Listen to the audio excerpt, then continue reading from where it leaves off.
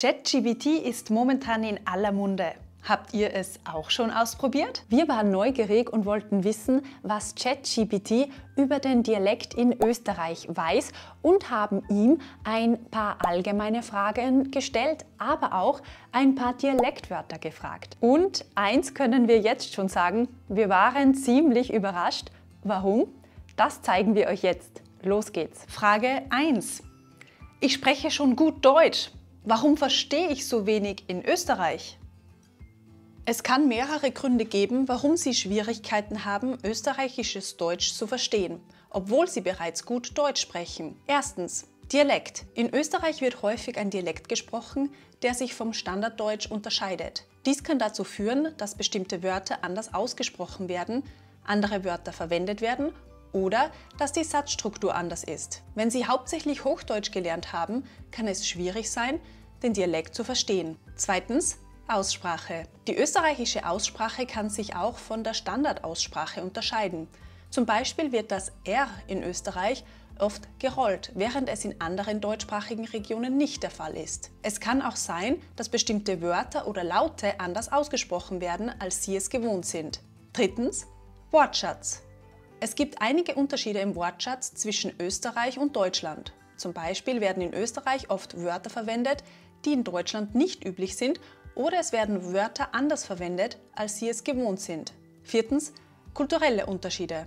Es kann auch sein, dass es kulturelle Unterschiede gibt, die dazu führen, dass Sie Schwierigkeiten haben, österreichisches Deutsch zu verstehen. Zum Beispiel können in Österreich bestimmte Redewendungen oder Ausdrücke verwendet werden, die in Deutschland nicht üblich sind. Es ist wichtig zu beachten, dass es in Österreich große regionale Unterschiede geben kann. Was in einem Teil Österreichs verstanden wird, kann in einem anderen Teil des Landes anders sein. Wenn Sie also Probleme haben, österreichisches Deutsch zu verstehen, kann es hilfreich sein, gezielt zu üben und sich mit den regionalen Unterschieden vertraut zu machen. Wir sind wirklich positiv überrascht von der guten Antwort von ChatGPT.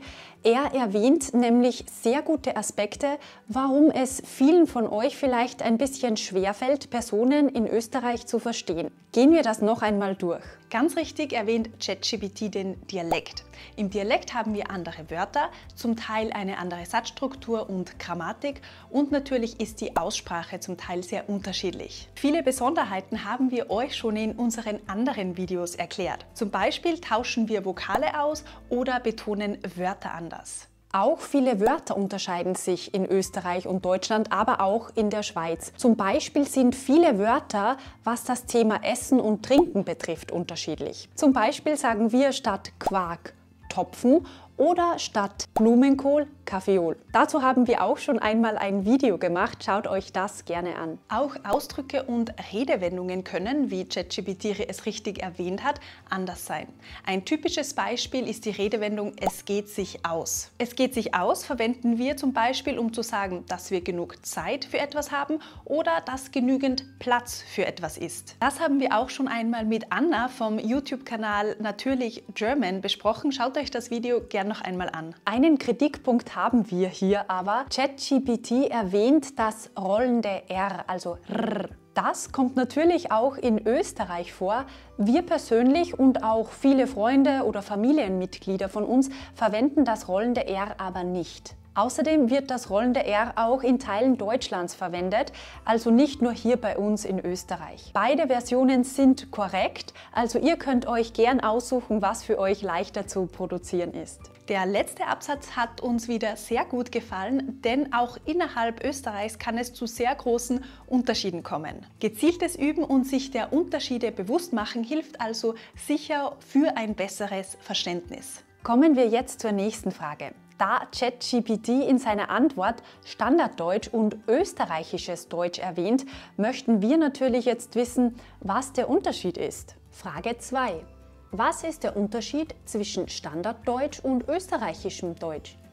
Standarddeutsch ist die normierte Form des Deutschen, die auf der Grundlage der deutschen Schriftsprache entwickelt wurde. Es ist die offizielle Ansprache in Deutschland, Österreich und der Schweiz und wird auch in anderen deutschsprachigen Ländern als Zweitsprache gelehrt. Standarddeutsch wird auch Hochdeutsch genannt, da es in den höheren Gesellschaftsschichten und in der Bildungssprache Verwendung findet. Österreichisches Deutsch ist eine Variante des Deutschen, die in Österreich gesprochen wird. Es unterscheidet sich vom Standarddeutsch in der Aussprache, der Grammatik und dem Wortschatz. Die österreichische Aussprache enthält zum Beispiel oft mehr Diphthonge und der Laut R wird gerollt, während in Deutschland oft ein stimmloses Ch verwendet wird. Im österreichischen Wortschatz gibt es auch einige Unterschiede, wie zum Beispiel die Verwendung von Semmel für Brötchen oder Palatschinken für Pfannkuchen.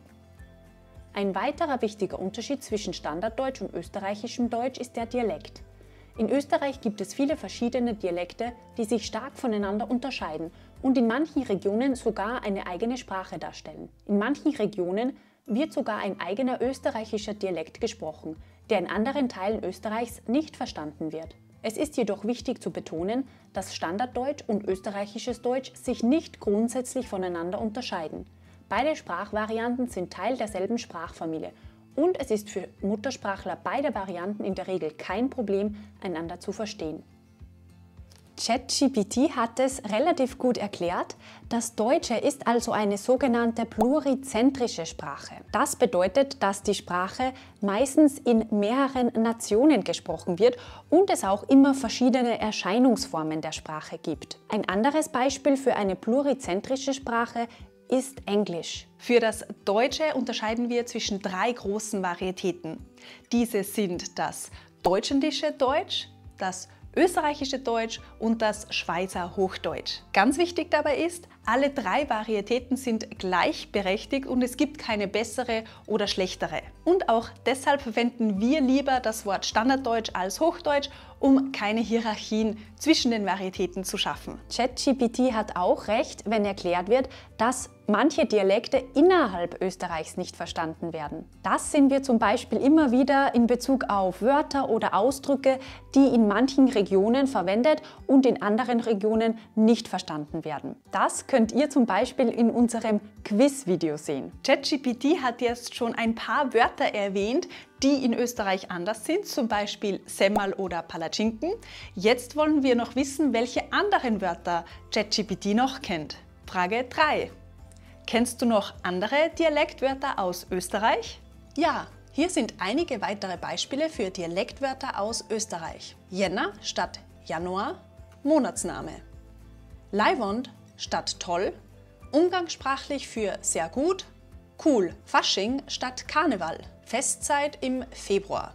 Gusch statt Schnauze halten, umgangssprachlich für still sein. Heisel statt Toilette, WC, Klo. Vierti statt Tschüss, Abschiedsgruß, auf Wiedersehen. Schlagobers statt Schlagsahne, geschlagene Sahne. Trafik statt Tabaktrafik, Tabakwarengeschäft.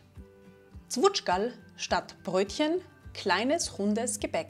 Es ist jedoch wichtig zu beachten, dass es in Österreich viele verschiedene Dialekte gibt und dass sich der Wortschatz und die Aussprache je nach Region und Dialekt stark unterscheiden können. Auch hier finden wir es wieder sehr gut, dass ChatGPT darauf hinweist, dass es je nach Region und Dialekt zu Unterschieden kommt. Die Beispiele, die uns ChatGPT zeigt, sind auch wirklich gut gewählt. Jänner, Schlagobers, Fasching, Trafik oder Pfirti, das sind auch wirklich Begriffe, die wir täglich verwenden. Leiwand ist sehr typisch, wir persönlich verwenden es aber nicht. Und Heisel ist auch lustig. Wir könnten zum Beispiel sagen, ich gehe aufs Heisel. Und das meint, ich gehe auf die Toilette oder ich gehe aufs WC.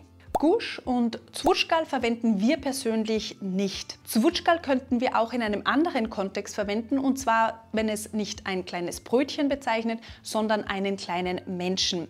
Hier muss man aber aufpassen, denn das kann auch negativ verwendet werden. Jetzt möchten wir ChatGPT noch auf spezifische Dialektwörter testen. Dazu haben wir 2 Dialektwörter vom österreichischen Online-Wörterbuch Ostarrîchi gewählt. Frage 4.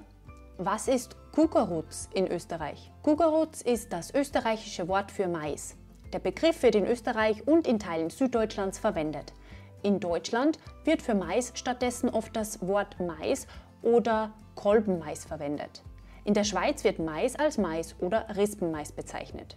Das hat ChatGPT souverän gemeistert. Nächste Frage. Frage 5. Und was heißt a bläde Geschicht? Der österreichische Ausdruck a bläde Geschicht ist eine umgangssprachliche Redewendung und bedeutet wörtlich übersetzt eine blöde Geschichte. Es wird verwendet, um eine Situation zu beschreiben, die als ärgerlich, unangenehm oder unverständlich empfunden wird. Man könnte es auch als Ausdruck der Frustration oder Verärgerung verwenden. Die Redewendung ist Teil des österreichischen Dialekts und wird in anderen Regionen mit anderen Begriffen ausgedrückt. Und auch das hat ChatGPT richtig übersetzt und erklärt. Keine blöde Geschichte, dieser ChatGPT. Aber mit der letzten Frage hat er Schwierigkeiten. Schaut einmal her. Frage 6. Was ist Murz in Österreich? Ich vermute, dass Sie Murz als österreichisches Wort für Muss gemeint haben. Ihr seht, dass ChatGPT hier glaubt, dass wir das Verb müssen meinen. Und müssen in unserem Dialekt klingt ja wirklich sehr ähnlich zu Murz. Deshalb hat er eigentlich eine gute Verbindung hergestellt. Wir meinen aber nicht Murs, also vom Verb müssen, sondern Murz. Wir helfen ChatGPT jetzt auf die Sprünge und schauen zu einem österreichischen Wörterbuch. Mit Murz meinen wir eigentlich Mords und das ist ein Präfix, das wir verwenden, um etwas zu verstärken.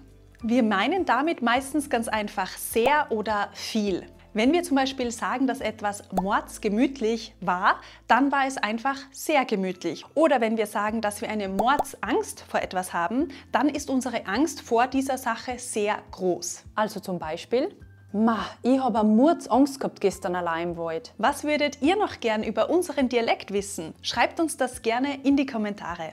Wir sehen uns beim nächsten Mal wieder. Bis dahin nicht vergessen, gemeinsam macht Deutsch in Österreich doppelt so viel Spaß.